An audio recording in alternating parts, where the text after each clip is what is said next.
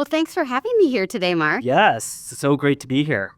So, we're about 2 years into the AI renaissance of marketing, and I think we'd all agree that things are happening at warp speed. We at Google are trying to balance an approach of being both bold and responsible. And you're spending a lot of time with marketers trying to navigate this shift. So, can you tell us a little bit about what's in the most recent study findings that might be helpful for marketers to know? So I love that our teams got to partner on this blueprint for AI-driven marketing together this year.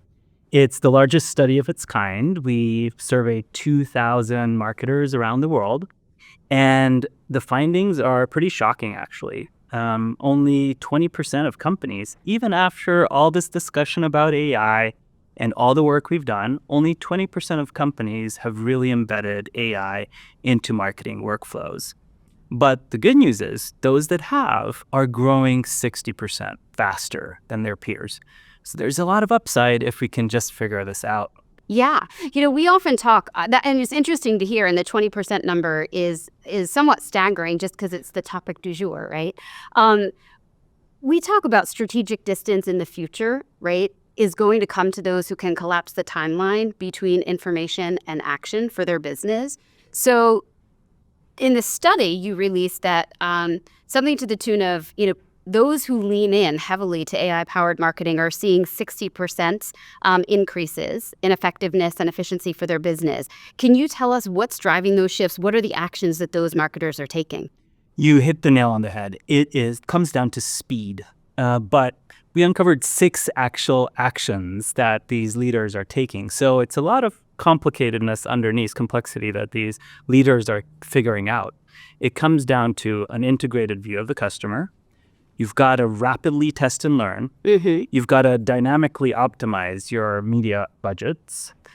You're having to apply Gen AI to content creation. They're creating audiences on the fly for personalization. And lastly, and most importantly, they're actually infusing an AI culture into all functions, not just marketing. So all these things boil down to speed because when you bring together automation and some of the processes I described, plus this AI culture of how people work together to get stuff done faster, that's what these AI leaders are really getting right. Interesting.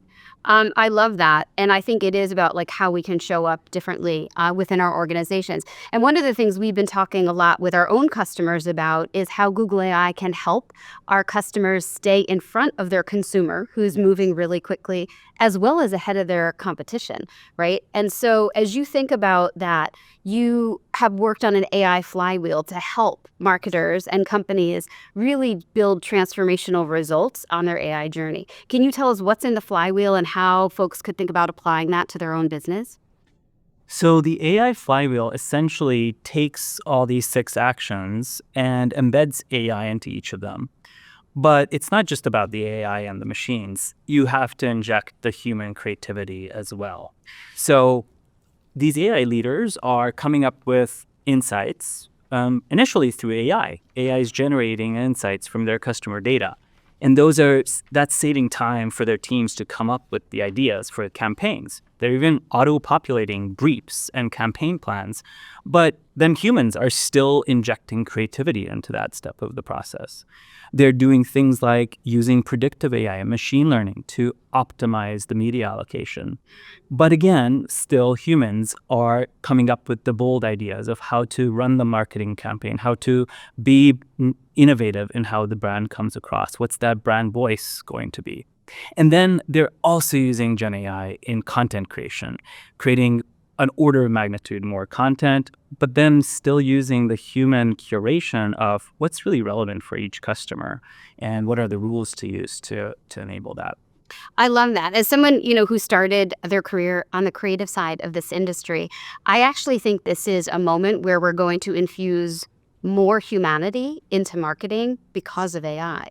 And it is kind of a strange moment where the Venn diagram of creativity, media, and technology come together to truly benefit the consumer in new ways. So as in the work that you've done, what are you seeing is working on the creative life cycle as folks who are adding AI into their workflows? So I like to talk about it as taking the toil out of the work and putting the joy back in.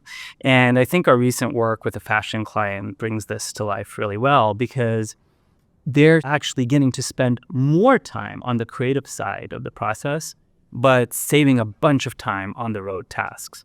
Initially, it was things like translation and copywriting and creative brief writing that were automated and made easier with Gen AI.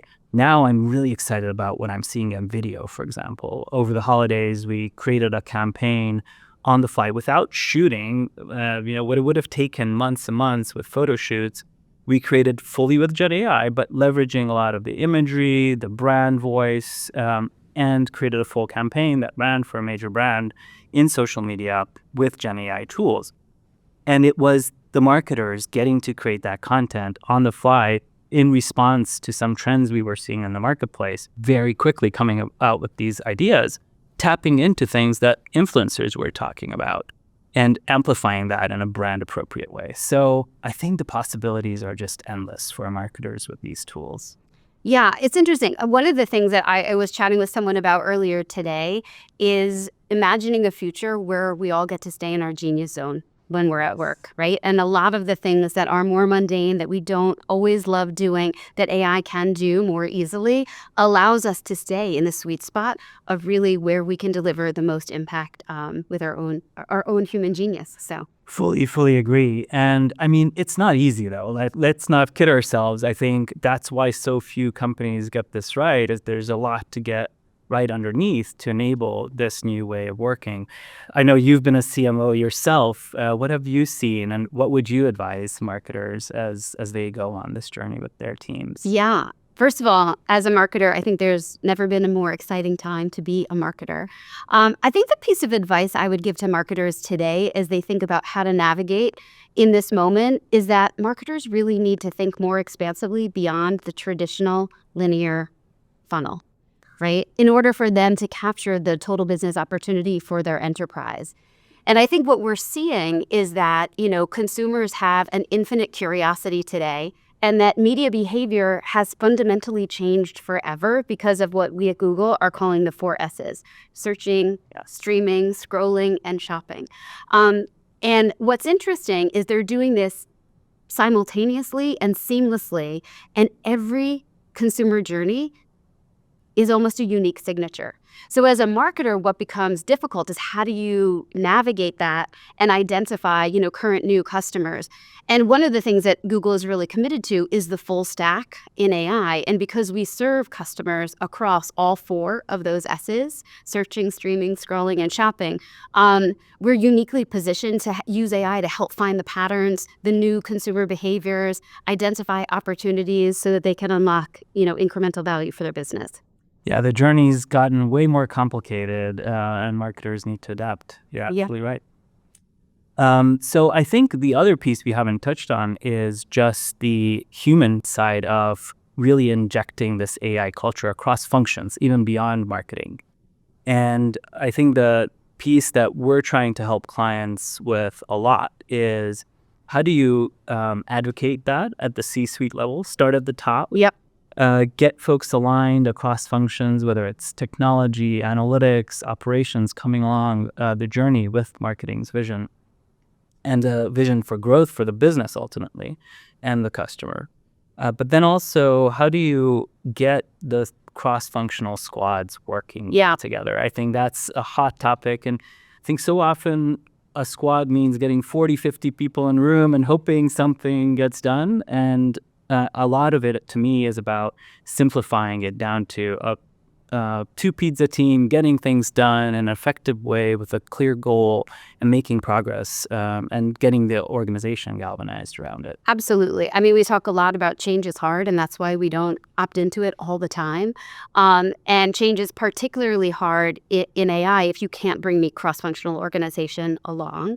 And we talk to clients a lot about the people are everything. And for you as a leader and someone who's pioneering AI in your organization, you not only have to be the chief marketer marketing officer, you're actually the change management officer now, and you're the chief momentum officer in your organization on the AI journey. Yes, it's how humans and AI come together. That's the future, Yeah. including in 2025. So excited for our Yes, partnership. thank you so much. It was great to chat Thank you. today. All right. Likewise. Bye.